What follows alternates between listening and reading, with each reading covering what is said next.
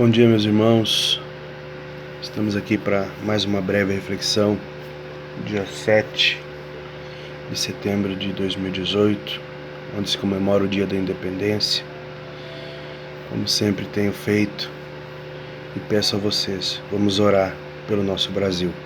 Estamos passando um momento terrível, onde a nação brasileira perdeu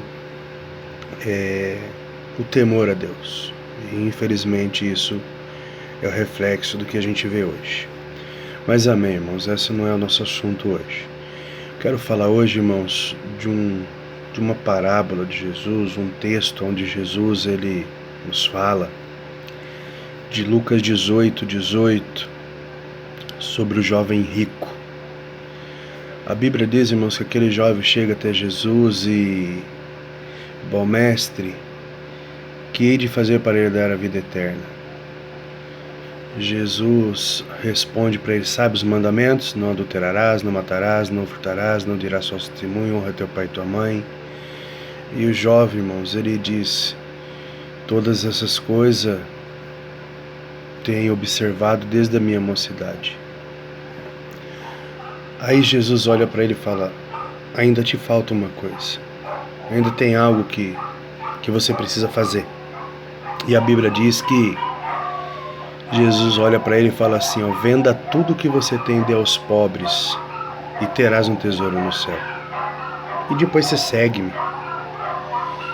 A Bíblia diz que aquele jovem ficou triste e acaba se ausentando, saindo de perto de Jesus, e vai-se embora. E Jesus ele diz a seguinte frase: quão dificilmente entrará um rico no reino do céu.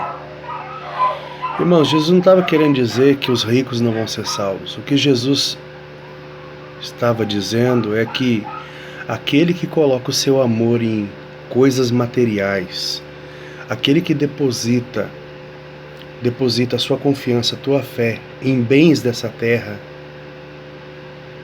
ele não vai para o céu. Por quê? A confiança dele não está em Deus, e sim naquilo que os olhos dele vê. E a Bíblia relata, irmãos, que o impedimento para aquele jovem servir a Deus eram as propriedades, o dinheiro dele. E hoje eu quero levar você a pensar nessa reflexão. O que te impede de servir a Deus? O que te impede de servir a Deus, irmãos? Porque, irmãos, eu sempre digo que hoje muitos ficam preocupados: o diabo está furioso, o diabo está isso, o diabo está aquilo, estou passando isso por causa do diabo. E eu sempre digo, irmãos, que o diabo hoje, ele te dá distrações. Ele te dá distrações para você tirar os olhos e o foco de Cristo. Nós vemos, irmãos, que quando Moisés vai até Faraó para dizer para Faraó deixar o povo, os hebreus, sair do Egito, Faraó dobra o trabalho deles. Colocou um peso, uma carga em cima deles, para quê? Para que eles não tivessem tempo de pensar. E é esse o nosso problema, nós não pensamos. Irmãos, nós precisamos meditar na palavra de Deus. Nós precisamos urgentemente, irmãos, crescer na graça e no conhecimento de nosso Senhor e Salvador Jesus Cristo. Enquanto nós, irmãos, ficarmos levantando a mão, batendo palma, dando gritos na igreja de oh glória, oh aleluia, sem conhecer verdadeiramente a Escritura, nós vamos continuar, irmãos, presos num sistema religioso onde o que é pregado não tem poder para transformar a nossa vida. A Bíblia diz que a fé vem pelo ouvir pela palavra de Deus. Mas não é somente ouvir. Tiago ele diz que nós temos que ser praticantes da palavra e não se enganarmos com falsos discursos, dizendo eu fui à igreja, eu adorei, eu louvei a Deus. Não, é colocar em prática. É amar como Cristo ama. É ser misericordioso como Cristo é. É amar a Deus sobre todas as coisas. Esse jovem, irmãos, tinha um impedimento. O impedimento nele era o materialismo, o dinheiro, as riquezas. E às vezes em nós, irmãos, o que está, aleluia, Jesus, nos tirando no reino do céu é a preguiça. A preguiça de orar, a preguiça de meditar na palavra de Deus. Hoje o que mais nós ouvimos são crentes dizendo que eu não leio a Bíblia porque eu não tenho tempo. Eu não medito na Bíblia porque eu não entendo. Eu não medito na Bíblia porque não precisa, porque o Espírito Santo está dentro de mim. Irmão, Jesus diz: errais por não conhecer a Escritura, por não examinar a Escritura e nem o poder de Deus. Não existe, irmão, conhecimento de Deus sem oração, sem meditação da palavra de Deus, irmãos.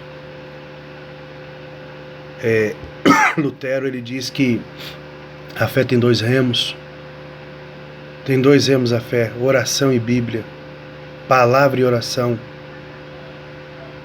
E na meditação que Lutero faz, ele diz assim que se você estiver numa embarcação, num barquinho, em alto mar e com remo só, e se você começar a remar com um só remo, você vai ficar virando em volta e não vai sair do lugar. Então nós precisamos da oração e precisamos da palavra, porque Jesus disse que conhecereis a verdade e a verdade vos libertará. E a verdade, irmãos, é através da palavra. Irmão, que nós não sejamos cobiçosos de torpe ganância, que nós não venhamos a trocar o santo pelo profano, que nós venhamos a reverenciar, irmãos, o sacrifício vicário de Jesus naquela cruz, que nós venhamos a ter temor diante de Deus. O jovem rico, ele priorizou aquilo que ele achava importante. E assim é na nossa vida. Eu sempre digo, irmãos, que aquilo que é importante para nós, a gente coloca força. Aquilo que é importante para nós, nós se dedicamos. E se você não tem se dedicado à leitura da palavra de Deus, se você não tem se dedicado, irmãos, à oração, se você não tem se dedicado a cumprir o chamado de Deus, que Deus colocou na vida de cada um. Qual é o chamado, pastor? Ide por todo o mundo, pregar o evangelho a toda criatura. Aquele que crê e for batizado será salvo, o que não crê será condenado. Muitos, quando leem esse texto de Marcos 16, 15 e 16, acredita que esse ministério foi dado aos pastores, missionário e evangelista. É a todos que confessam Jesus como seu Senhor e Salvador. Se levanta hoje. Se você tem alguma coisa dentro de você que precisa deixar para você servir a Deus em espírito e em verdade, o faça hoje, em nome do Senhor Jesus. Não pense você: eu não sou capaz. A Bíblia diz que quem capacita é Deus. Apenas se esforça, faça a sua parte, que Deus faz a dele. Amém? Que Deus os abençoe em nome de Jesus.